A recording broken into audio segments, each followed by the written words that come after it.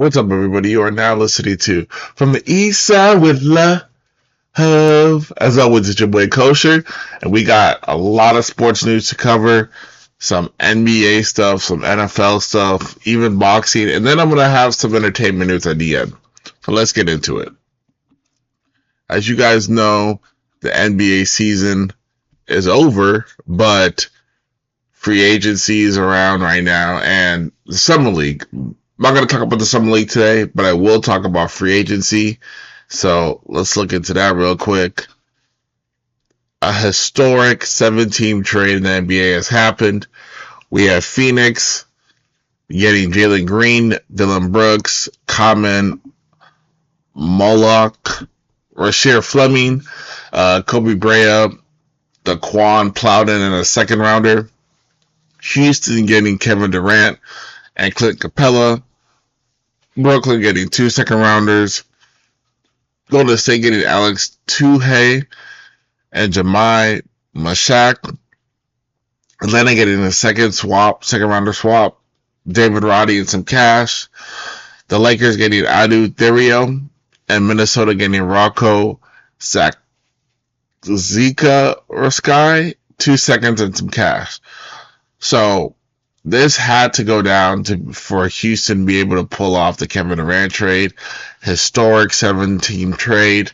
You can count it right there. Pretty incredible to see all the teams work together to get what they wanted. And yeah, is this enough for Houston? I don't know if it is. I do think Houston, I think we talked about this last time, when this trade was announced. Houston, got to the number 2. They were the second best team in the West, right behind the Thunder. But they didn't make it past the first round. They lost to the Warriors. I think that, well, we know that Jalen Green didn't really have a good series. And Kevin Durant, one of the best scorers of all time. I think he would have been the difference maker. But again, Sengun, Amen Thompson, do they have enough firepower over there in Houston? They definitely have defense, and we know defense wins championships, but do they have enough firepower? They will be a very solid team. So it'll be interesting to see where Kevin Durant puts them. Again, they were the second best team on the West. They just have to get past the first round. They need to get into the second round. They need to get into the Western Conference Finals. I would think that would make them. That would be a success for them. Other trades happen. Let's look at the NBA. Some more relevant trades. Like the Heat are acquiring Norman Powell in a 3-team trade that will send John Collins to LA. The Rockets are also trading Cam Whitmore to the Wizards. Valanciunas is staying with the Nuggets. The Knicks finally got a coach in Mike Brown. And the Lakers signed DeAndre Ayton. So this is interesting because I'm gonna go with the Clippers and the Heat. Norman Powell got robbed of an All-Star selection last year. He played really well for the Clippers, and it's not like the Clippers did a lot this offseason yet for me to be like they're going to even be more dangerous or less dangerous. So for them to lose Norman Powell, I think it's actually a big thing. I think that he didn't get the credit. He was undervalued over there. And unfortunately, I think the Clippers have a knack for undervaluing some of their players. Obviously, SGA being the most notable one. And him just winning 2 MVPs and a championship. not saying Norman Powell was that type of player. Norman Powell was a player that you could depend on. And you didn't really hear much about him. You kind of only knew about him if you watched the NBA or especially if you watched the Clippers. But besides that, I think that he flew under the radar. So again, had a really good season. Should have been an All-Star selection, at least a reserve. And so I think that I don't think LA got better. I don't think the Clippers got better with that. DeAndre Ayton going to the Lakers. The Lakers needed a center. They also re-signed Jackson Hayes, so they needed centers. DeAndre Ayton, this is Luka's 2018 draft. DeAndre Ayton was the number one pick, but this is the same year that Luka was drafted. So it's kind of cool to see those two guys play together. DeAndre Ayton is a complicated player. He got drafted to the Suns. I don't know. It just doesn't seem. Then I think he went to the Blazers. It just doesn't seem like DeAndre Ayton cares too much for basketball. As talented as he is, definitely has the height. So, will he be what the Lakers need? It remains to be seen. I do think that the Lakers still need to be in the center market, and they need to get another wing. But the West is tough, and their roster, the Lakers roster, it's not even addition by subtraction. They're in a tough place. Dallas has a good team this year again. Houston, I think, got better marginally. Denver got better. Thunder are still there. The Wolves didn't do too much, but they obviously beat the Lakers, so arguably they're better. So I don't know where that put the Lakers might be behind those teams. Then you have the Clippers, and you have, the Warriors. The Lakers, it's an uphill battle for them right now. They're gonna need to figure out something else. I don't know what LeBron meant by saying like, hey, he was going to opt in, but really look at the roster. The roster to me isn't going to bring another championship to the Lakers currently. So I don't know. There would need to be some significant injuries. Not asking for that, but there would need to be some stuff that happens for the Lakers to get to the promised land. They might be in the play-in this time again, which that would suck. Again, we were talking about the summer league. It just started. They'll be in California, Salt Lake, and then they're gonna end up in Vegas later on this week, and then to end it out, so all the rookies and like second year players, that'll be entertaining to watch. If you guys are interested in that, let's get into. Well, we'll talk about the NFL real quick before we get into some soccer news.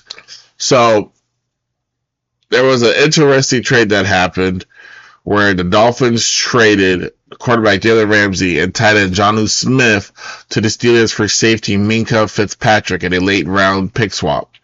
Miami then also traded for previously retired tight end Darren Waller in a deal with the Giants.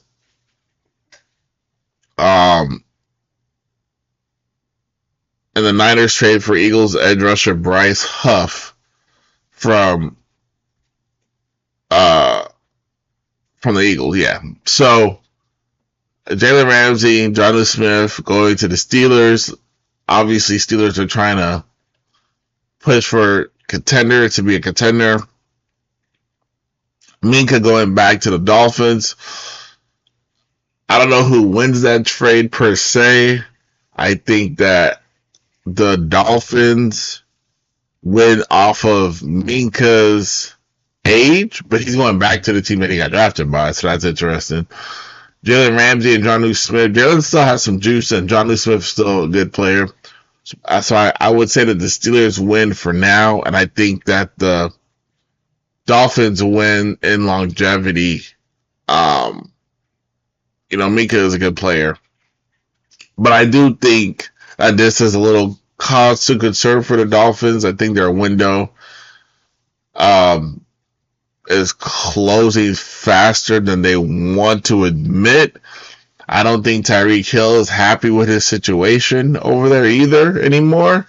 So, I don't know if Miami is that contender.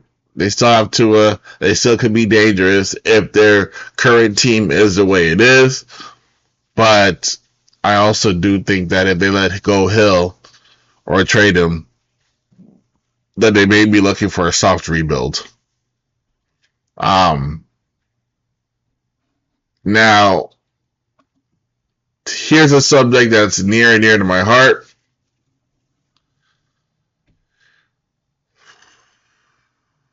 USA didn't send their A team. Where a lot of controversy in this Gold Cup. They scrap and fight. The star player for the USA team, Diego Luna, I guess the star player overnight, didn't have a good showing. They lose against Mexico 2-1. Very controversial non-call in the second half when a Mexico player clearly holds the ball with his hand in his own box, goalie box, does not get called. That should have been a penalty. I understand that he fell, but he literally fell on the ball, and I haven't ever seen that not get called as a handball, regardless if it was incidental or not. I can understand if a player they've always said if your hands and your arms were tied to your body or kept along your body, that it's not a handball. But he unfortunately, he extended his hand down to the ground because he was falling, and he put his hand literally on top of the ball and held it.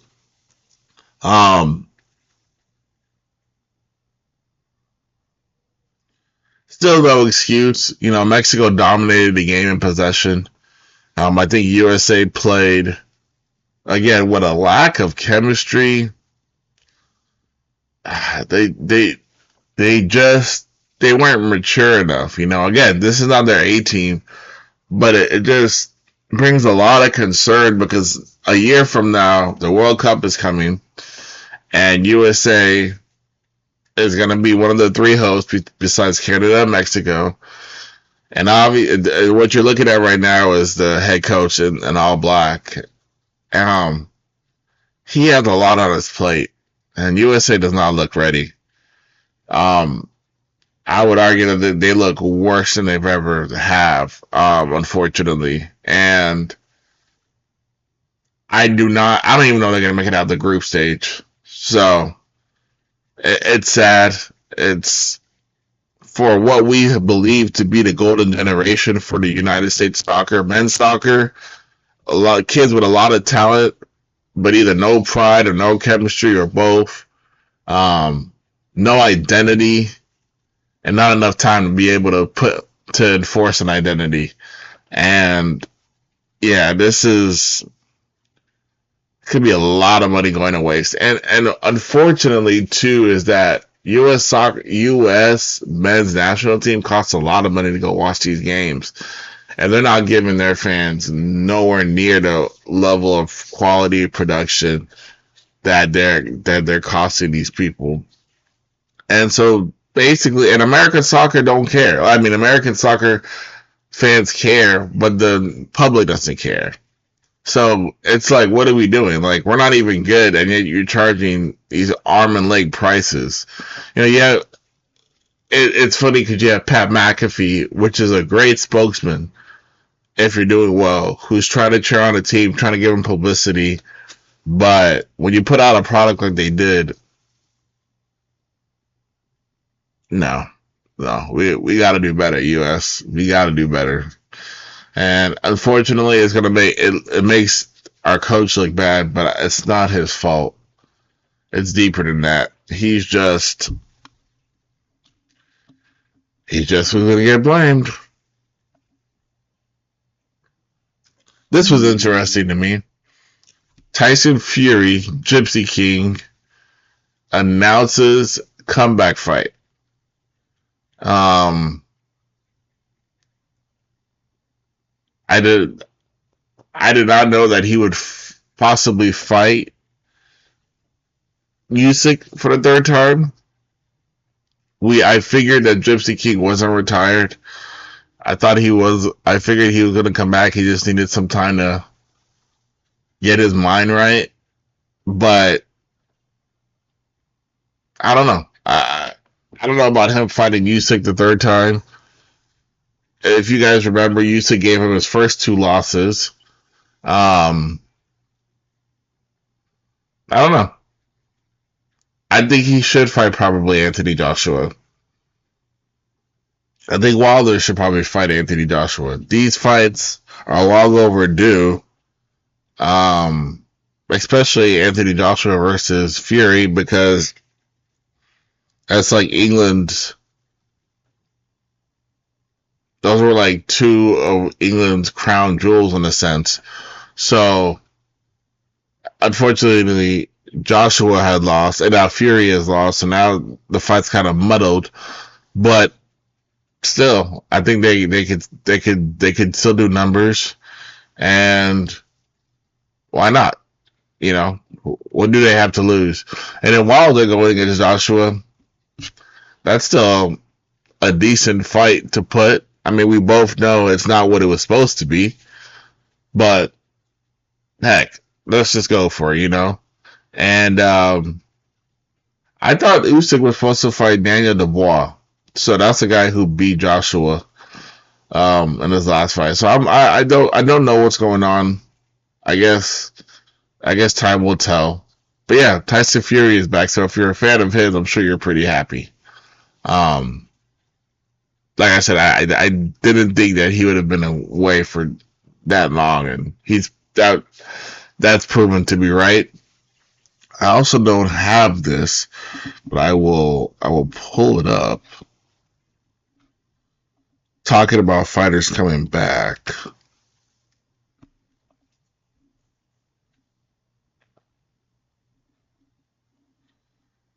So, Mr. John Jones fighting at the White House just re-entered a testing pool that lasted for about 2 weeks. Figured we keep everyone's options open. It feels nice to be the hunter and not the hunted for once. So, we're talking about comebacks. Looks like John Jones couldn't stay out of retirement for too long. Figured as much as well. He didn't get stripped. Aspinall is a champion, not an interim anymore. And so John Jones is back in the testing pool for steroids in the UFC. And I guess the weight's off his shoulders of holding the belt. So he gets to basically he's not forced to fight who he should fight, which was Aspinall.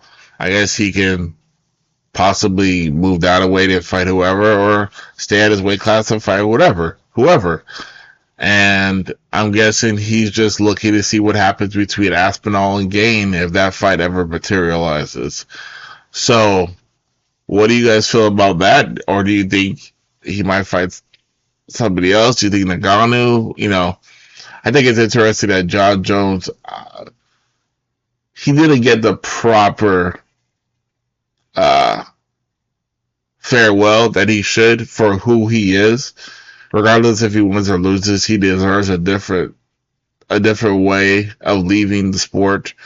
Um, and if we know it's his last fight, and he at least lets us know that it will be before his last fight, then I think that there will be a way more commemoratory things happening and, programming and all that. I think the UFC will set him off right, but he just has to be clear with that, or they have to be clear with that.